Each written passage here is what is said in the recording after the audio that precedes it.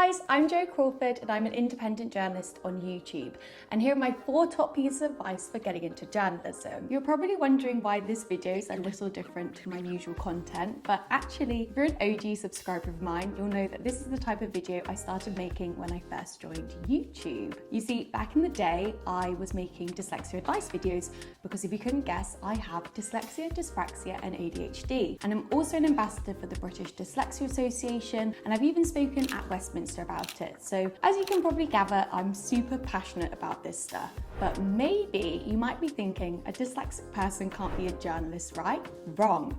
This is why I wanted to make this series, to combat these misconceptions, offer advice, and hopefully inspire you guys to join the world of journalism. So for my first video, I'm going to share my top 4 pieces of advice to aspiring journalists who are neurodiverse, but don't switch off yet because neurodivergent learning styles are also really beneficial to neurotypical people. So I hope this helps lots of you out too. And just as a quick disclaimer, neurodiversity covers many different conditions, and it's also really common to have more than one of these conditions. So as you can see, it affects people in really different ways. So I can only speak on behalf of what has personally worked for me. Don't forget to like, comment and subscribe and turn those notifications buttons on.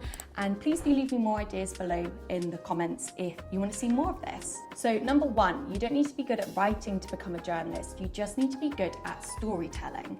I think this is something that really put me off trying to pursue journalism in the beginning because writing is really not my strong point at all. However, if you scroll all the way back to my first ever video, this was like a short documentary style video that I made for my EPQ at school. So the EPQ is the extended project qualification, which I did when I was around 17. And the premise of the project was to write up a giant final essay, which just isn't my thing. So instead, I decided to make a video about why dyslexics are at a disadvantage in the education system. And this was the moment that I just fell in love with video because I could tell a story in a way that I never could through writing, and I could be really creative about it. So what's the moral of the story here? Well, journalism isn't all about writing. There's radio, podcasts, TikTok, photography, Instagram. There's so many different mediums that you can experiment with. And if you look at this Reuters report, social media is becoming an ever important area of focus in journalism, especially if we want to target younger audiences. So if you're considering getting into journalism, then having social media, video and audio skills are really going to grow in demand. Point number 2, I revealed this in my TikTok, but have you ever wondered how I'm able to speak directly to the camera in my videos? No, I do not memorize long scripts at all. Instead, I have a teleprompter.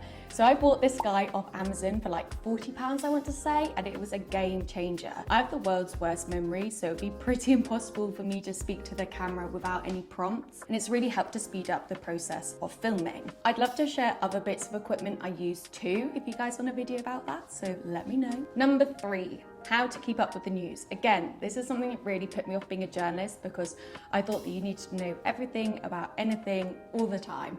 But yeah, don't get me wrong, I try to read the news every day, but some days I can't, and that's okay. It's not the end of the world. And this is because, as I mentioned earlier, news isn't all about reading and writing. So for example, I really love listening to the BBC's newscast or the Global News podcast so I can find out about major headlines. And of course, I'm always going to YouTube to consume news. You know, Vox, Vice, New York Times Visual Investigations, etc. They're just so creative and educational at the same time. TikTok is also amazing. Sophia Smith-Gaylor is a prime example of a journalist who's harnessing the power of social media to tell news. And finally, Instagram. There's lots of mainstream media organizations on there as well. They make loads of amazing infographics, stuff like that.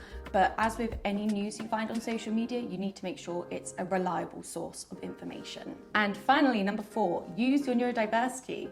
Neurodiverse people are typically really creative, so use it in your storytelling. As a journalist, you want to be able to keep your audience engaged for as much of your video or article or podcast as possible. So boring isn't going to cut it, but being imaginative and creating fun content will. So for example, I started learning how to use Adobe After Effects in September last year, and it's such a great visual element to add to a video, as well as making it more interesting for your audience. So yes, thank you so much for watching, guys. I really hope you liked this first video of the series. Let me know if you have any other ideas of similar style videos that you'd like me to do. I was also thinking of doing like a week in the life as a video journalist, stuff like that. So yeah, let me know what you think. But yeah, thank you for watching. Bye.